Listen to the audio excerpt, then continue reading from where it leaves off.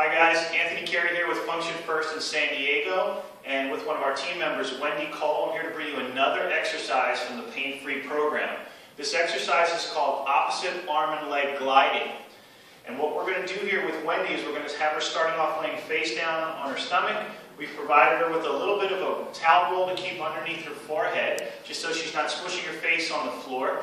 We want to be careful we don't use anything too big that creates too much extension or hyperextension in the lower back.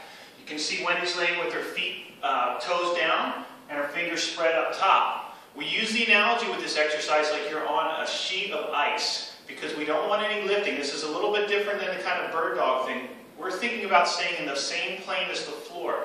This is a great exercise for lengthening through certain quadrants of both the low back and the abdominals. It equally creates this what we call a reciprocal effect between the one side of the body and the opposite side of the body, and therefore we get this kind of rotation going on that you can't really see, but it's happening at the tiny spinal muscles and stabilizers. This is a great way not only to think about this as a stretch, but to facilitate or turn on some of these tiny little spinal muscles as we do this reciprocal motion.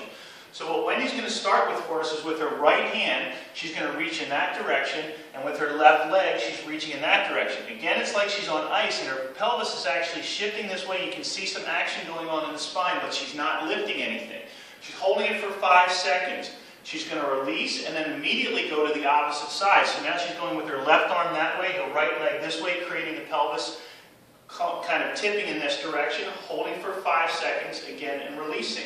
When Wendy, as she's going through this motion, she starts out kind of easy. She's not giving it 100% effort because sometimes these muscles are contracting. We're not used to it. We don't want to cause a little mini spasm. We just go nice and easy. But this gliding motion, and we use the 5-second rule here because what it does is it allows you to reach a little bit further. We're not holding it for prolonged periods of time because we do want that going back and forth motion right there. Occasionally people will have a challenge with their shoulder and this being uncomfortable with the reach.